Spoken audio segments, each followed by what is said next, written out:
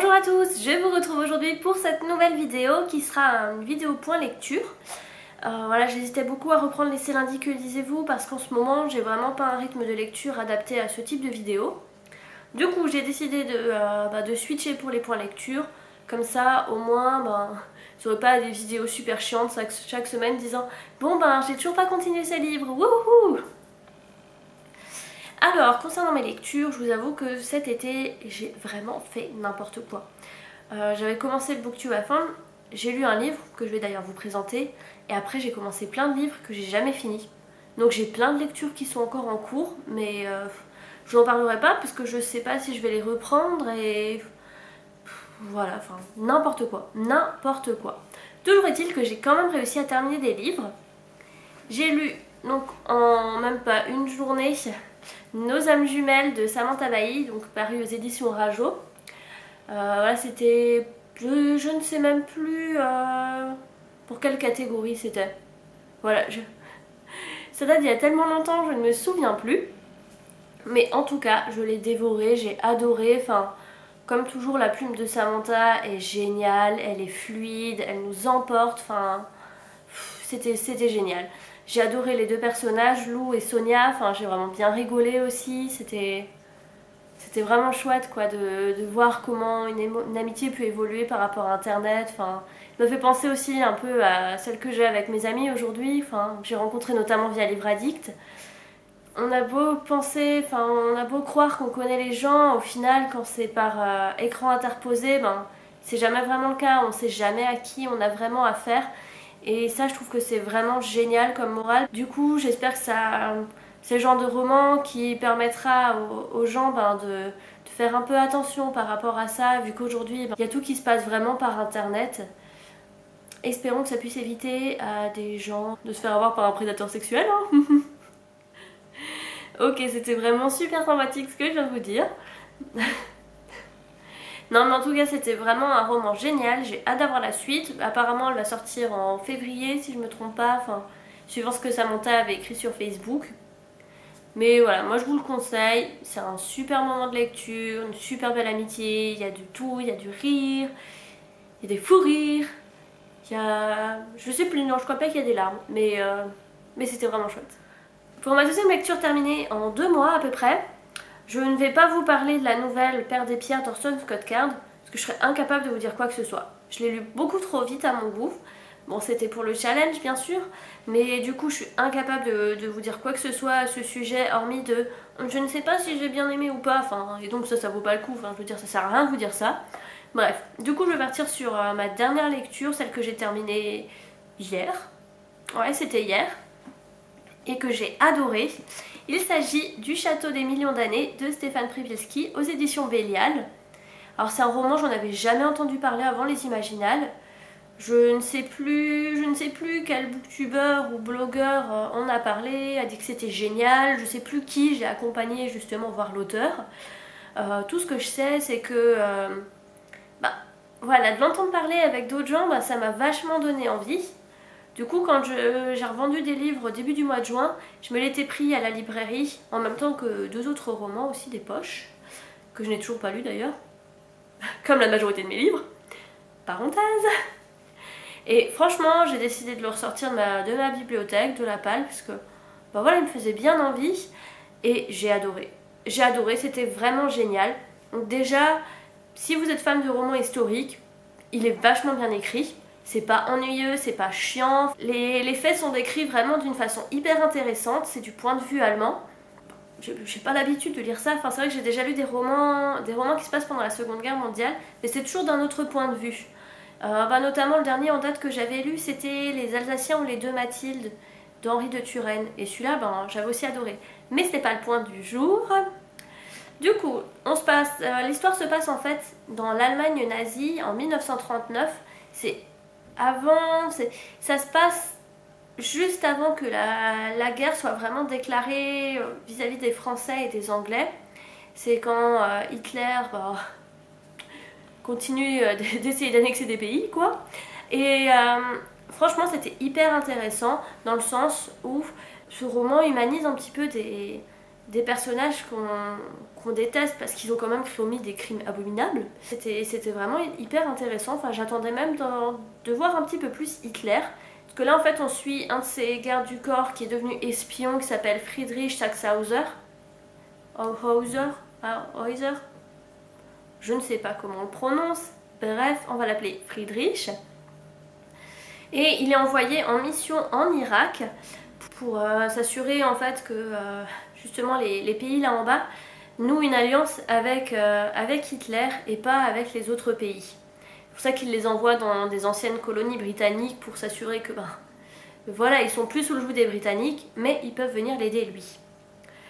Toujours est-il que en mission, Friedrich tombe sur des aliens. Voilà. On va faire simple.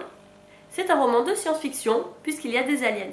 Et moi j'ai trouvé ça hyper bien. Déjà dans le style, parce que comme je disais, c'est écrit de façon vraiment chouette, c'est pas ennuyeux, les faits sont vraiment relatés de façon hyper fluide.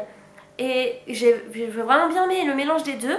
Et je me posais tellement la question de qu'est-ce qui s'est vraiment passé, est-ce que ça s'est arrivé, que j'ai pas arrêté de refaire des recherches sur internet. Enfin, déjà il y a plein de choses que je ne me souvenais plus de mes cours du lycée. Et déjà là, je trouve que c'était un bon roman parce que ça m'a permis de me remémorer certaines choses. Et puis après, j'étais là, mais est-ce que lui il a vraiment existé? Est-ce que ça s'est passé comme ça? Enfin, bon, il y a des trucs, je savais quand même que c'était pas vrai, mais bon, c'était quand même intéressant comme lecture. Et ce que j'ai également bien aimé, c'est le fait que on fait beaucoup d'aller de retour dans le passé, et ça c'est vraiment génial. Il n'y a pas tout qui est décrit d'un coup. Les informations sont distillées au fur et à mesure, c'est-à-dire que là il y a la journée par exemple du 4 juillet, il se passe des trucs, 4 juillet 1939. Pour expliquer certains trucs, on retourne par exemple en 1933, et pour expliquer ce qui se passe en 1933, on retourne en 1928, puis en 1933, puis le 4 juillet 1939, et c'est comme ça souvent, et on était au 4 juillet, puis on va au 10, et on revient au 4, je sais que ça peut paraître un peu farfelu comme ça, et vous devez dire « Oh mon Dieu, mais on va se perdre », mais pas du tout, je veux dire... Il y a un autre roman que j'ai lu qui procédait de façon comme ça, et c'était horrible, prise de tête, je m'étais perdue.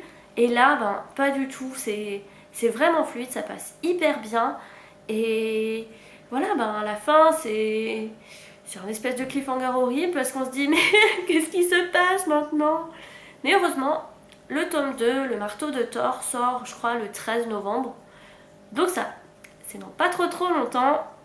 J'ai pas trop longtemps en train d'avoir la suite. Pour mes lectures en cours, lors du Booktubeathon, j'avais commencé un livre que j'étais trop contente de relire, que j'ai toujours pas fini. Ça va faire... non, pas 2 mois, ça fait 1 mois et demi. Il s'agit de Harry Potter et le prince de sang mêlé. J'ai dépassé la moitié, je sais pas si vous voyez là, voilà.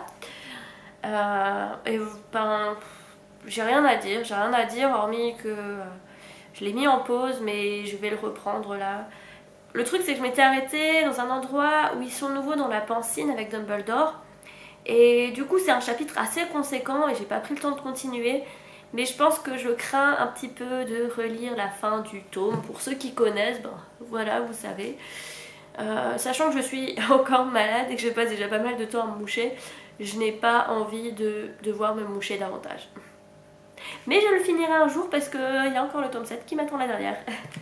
Une autre lecture en cours que j'ai commencé hier, j'ai déjà bien avancé. Il s'agit en fait du tome 4 de la sélection L'héritière de Kirakas, donc aux éditions Robert Laffont, la collection R. Je l'ai commencé hier, j'ai lu 165 pages et pour l'instant, je suis contente de retourner à Iléa. Là, il n'y a pas à dire, je suis contente de retrouver l'écriture, on va dire, de Kirakas, même si au final c'est tout le temps la traduction. Bref, toujours est-il que j'ai vraiment du mal avec Edeline, je la trouve horrible, c'est une fille, elle est vraiment arrogante, elle est pourri gâtée, alors certes depuis son enfance on se dit tu vas être reine, ouais la meuf, faut qu'elle arrête un petit peu, parce que là, elle est là, oh mais je voulais pas les blesser, t'as vu comme tu leur as parlé, je sais pas, ça se fait pas, bref, que des trucs comme ça, moi ça m'énerve. J'espère qu'elle va changer, je lui souhaite vraiment de changer, parce que si elle reste comme ça, mais Elle trouvera jamais personne, elle sera obligée de prendre un larbin qui devra la supporter et qui finira peut-être par se suicider, qui sait. Mais sinon, enfin, pour l'instant ça va. Bon, j'ai déjà une idée sur 2 choses qui vont se passer d'ici la fin du roman. On verra bien si c'est le cas. Mais si c'est le cas, ben, ça se voit à 15 km. Voilà, pourtant, ça m'énerve parce que j'ai adoré la sélection. Je veux dire, c'est une de mes trilogies préférées, ça se lit tellement bien. Enfin, j'ai adoré America et Maxon.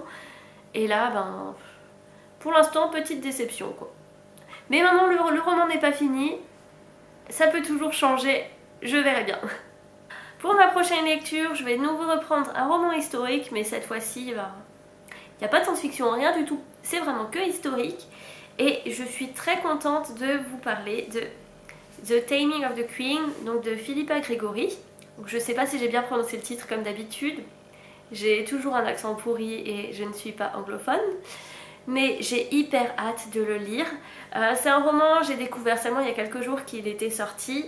Et en fait, pour remettre dans le contexte, c'est pas la suite directe de l'héritage Boleyn, parce que voilà, il se passe quand même un petit peu de temps entre les 2 romans, mais c'est la suite quand même. Pour remettre dans le contexte, il y a plusieurs années est paru le roman Deux sœurs pour un roi de Philippa Gregory, qui se concentrait essentiellement sur la période où le roi Henri VIII était marié à Catherine d'Aragon. Il divorce et il marie Anne Boleyn. Pour ceux qui connaissent l'histoire, tout le monde sait comment ça finit. Du coup, Philippa Gregory avait écrit une suite entre guillemets qui s'appelle donc l'héritage Boleyn. C'est un récit à 3 voix. Il y avait la femme de George Boleyn, la nana que je ne peux pas supporter. Il y avait la voix de Anne de Clèves, la 4e femme d'Henri VIII. La 3e, si vous connaissez l'histoire, vous savez qu'elle est morte en couche. Du coup, en fait, il y a ce laps de temps qui n'est pas décrit dans les romans. Et il y a aussi la 5e femme, Catherine Howard. Et à la fin du roman, moi j'attendais trop de voir Catherine part. Et elle n'est jamais arrivée. Et j'étais restée sur ma faim. Et quand j'ai vu que l'auteur avait sorti à la fin du mois d'août ce roman qui est vraiment sur la période de Catherine Parr, donc Catherine Parr et la fin du règne d'Henri VIII, j'étais trop contente et je me suis dit il me le faut absolument parce que voilà, c'est un roman qui me manquait et j'ai hâte de le lire. En plus, la couverture elle est toute douce et c'est super joli parce que le titre c'est un petit peu en relief. Enfin, moi j'adore et j'ai hâte de le lire. J'ai hâte de retrouver la plume de Philippa Gregory. Enfin, voilà, d'habitude dans tous ces romans, enfin dans tous ceux que j'ai lus, ça se lit tellement bien, c'est tellement fluide, c'est... Voilà, j'ai hâte de le lire et ce sera ma prochaine lecture. C'est tout pour cette vidéo, j'espère qu'elle vous a plu. Alors je suis désolée si j'ai une voix bizarre, si j'ai dit n'importe quoi, mais je suis encore un petit peu malade et j'ai eu beaucoup de mal aujourd'hui. Je voulais quand même tourner cette vidéo parce que bon, depuis que j'ai repris ma chaîne, j'ai pas vraiment fait de vidéo où je parle de mes lectures, alors que c'est une chaîne où on parle de lecture normalement. C'est pour ça que je l'ai tournée. En tous les cas, je vous remercie de regarder mes vidéos. Je vous souhaite de passer une bonne semaine, d'avoir de bonnes lectures et je vous dis à très bientôt. Bye!